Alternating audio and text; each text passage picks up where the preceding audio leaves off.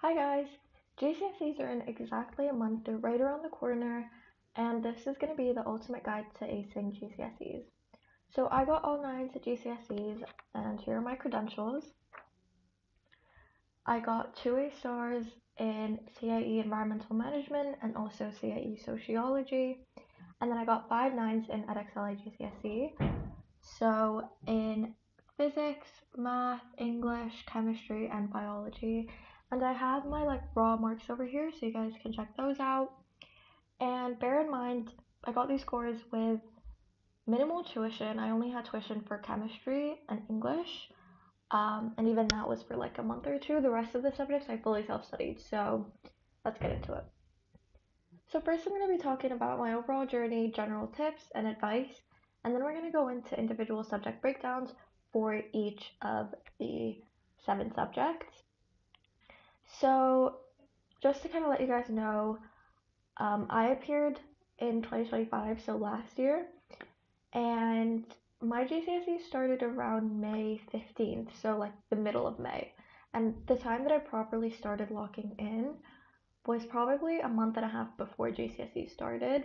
So if you guys are watching this video right now, or even in like a week or two's time, you can still get the grades that you want, and I promise you, you can still get those eights and nines as long as you're being consistent for the next month and a half. And I genuinely think that like even 1 month of proper thorough studying, and by that I mean 6 to 8 hours every day. I know that sounds a lot, but even that much can get you all nines.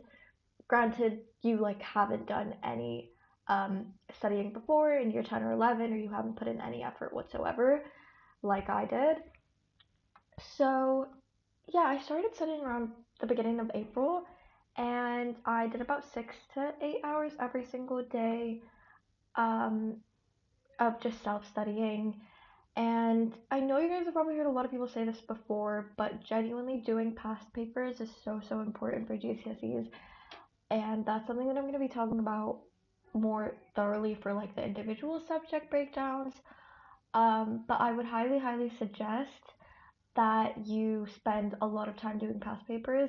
If you do the past 5 years of past papers for each subject, again, I know that sounds like a lot, but genuinely, if you just cram them and do them and make flashcards from your mistakes, and you genuinely understand the content as well, then there is nothing that's going to stop you from getting eights and nines. And for general tips and advice, I'd probably just say take care of your mental health. I feel like a lot of people talk about um, the days leading up to the exam and how important it is to revise, but I personally found that the most difficult days were like the month and a half that you actually have your exams.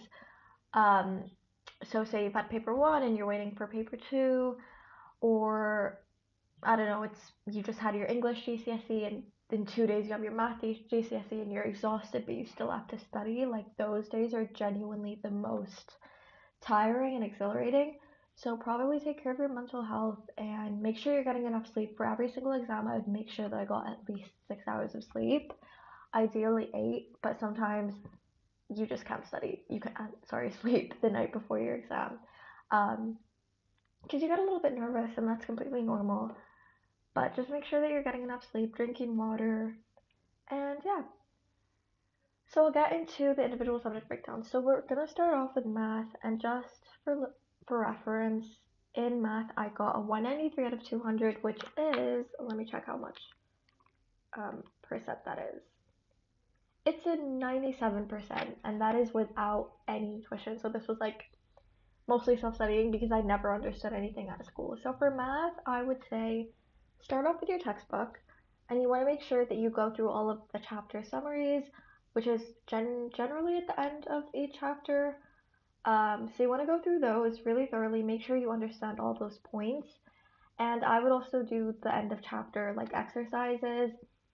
And if you have time, try and do like a couple of questions from each exercise in every single chapter.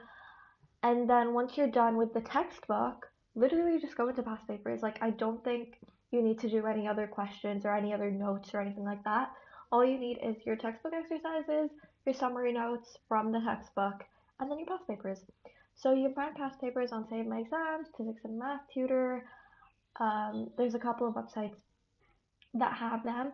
And I would say ideally, I feel like this applies to every single subject, but just save the like most recent year past papers for right before your exam. So currently it's 2026. If you're watching this in 2026, save your 2025 past papers for like the day before your exam, preferably, or like 2 days before, and just start from 2024 and try and do them timed. For math, I feel like it's usually around 25 questions, 22 to 25 questions per paper. So focus initially on the first 15 questions and mastering those, because I know the last like 5 to 10 questions can be very difficult. So just focus on mastering the first 15 questions, and then once you've done that, focus on the last 10. And what I would do after every single past paper that I did is I printed them out pretty much. So I would rip out like the questions that I got wrong and I would staple them together until I had like a stack of all of the questions that I got wrong. And I would make sure consistently that I was reviewing those questions. If it's a silly mistake and it wasn't like a concept gap or something like that, then you don't have to go over it again and again. But if it was like an actual conceptual gap, then you want to make sure that you're going over that.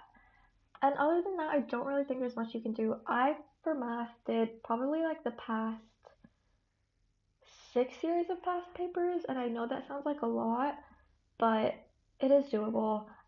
I definitely crammed like the day or 2 days before my exam, in terms of past papers, and they get a lot easier as you kind of go back. So the most recent ones are generally the hardest, but like 2021, 2019, those are generally a little bit easier.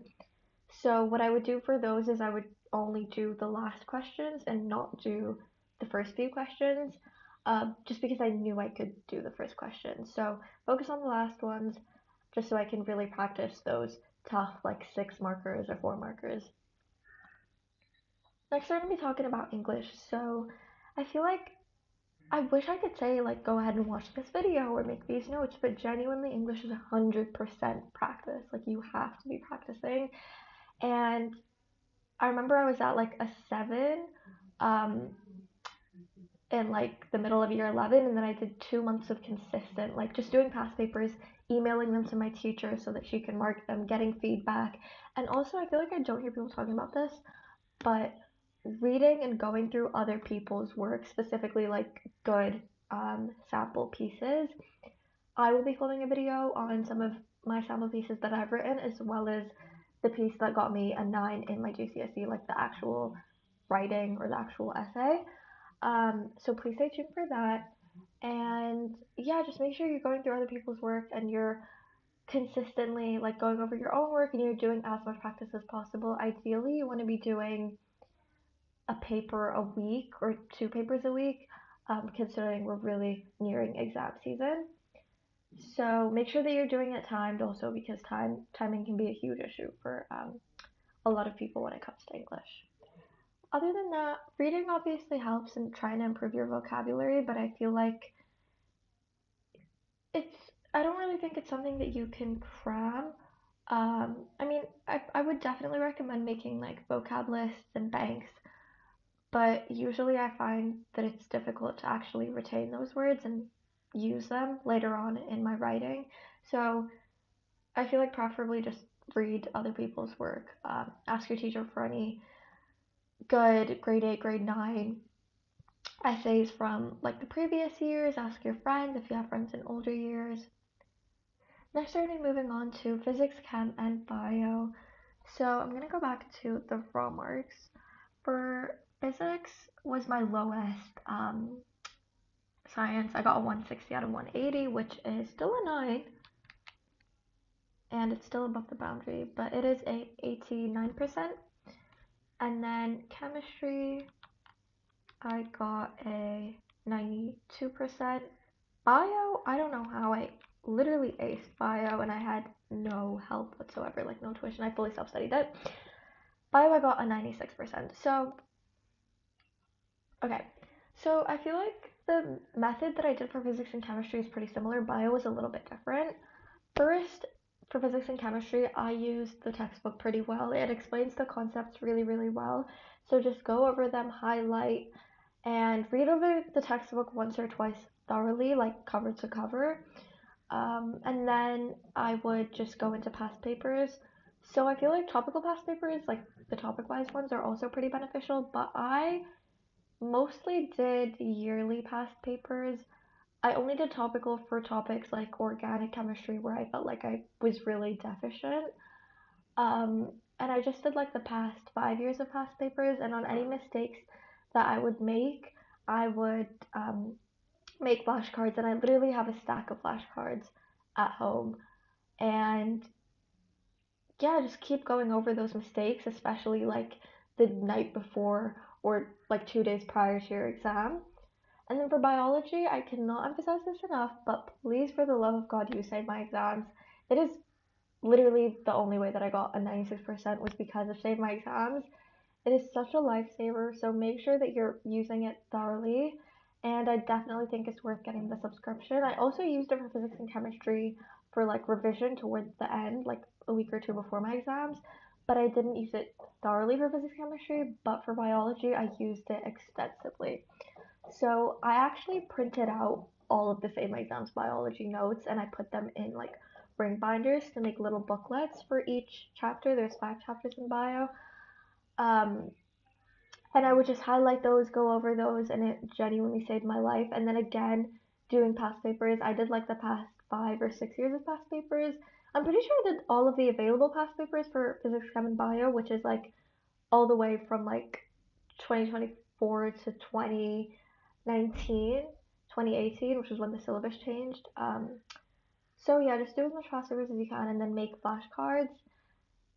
And I think that's like pretty much it. I never really made notes for physics, chem, or bio, or even math. For English, obviously, you have to write essays down, and I would make some notes in terms of like vocab or sentence structure or something like that. But for physics, chem, and bio, I never really made notes. I would just read stuff again and again and like orally recite it, and then kind of go over my notes again and see if there was anything I think I missed. And also for biology, one thing that really helped me is using a whiteboard and just kind of writing stuff down and blurting over there. Okay, moving on, we're going to be talking about the Cambridge subjects, which are environmental management and sociology.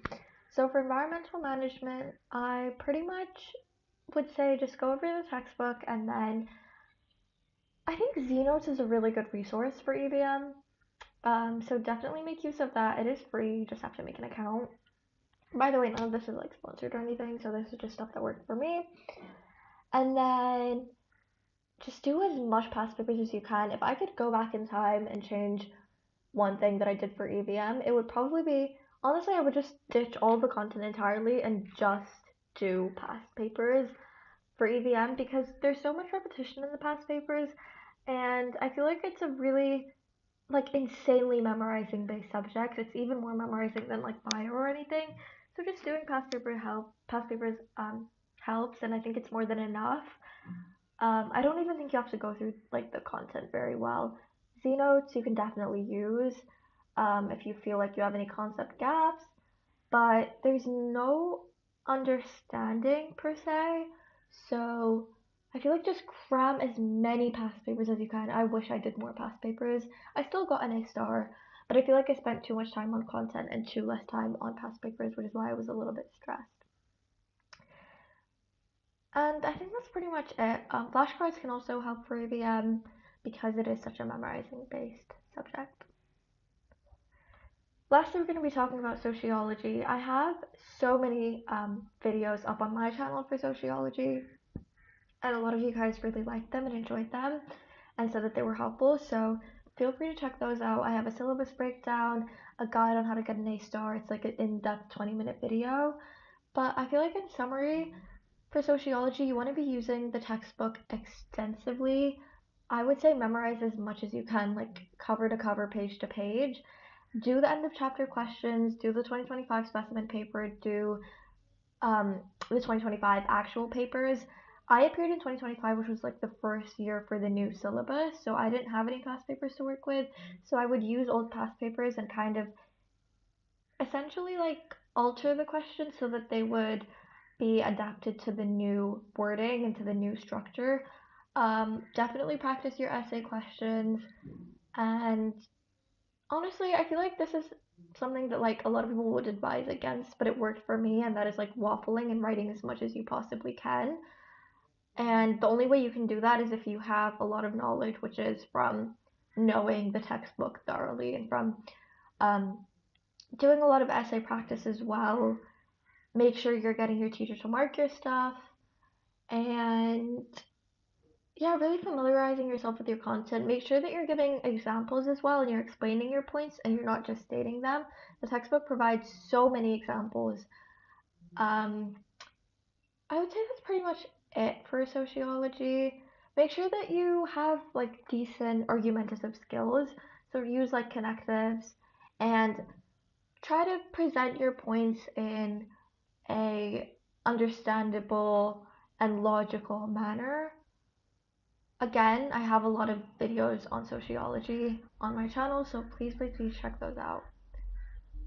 That's pretty much it. Thank you guys so much for watching. I really hope that this video helps.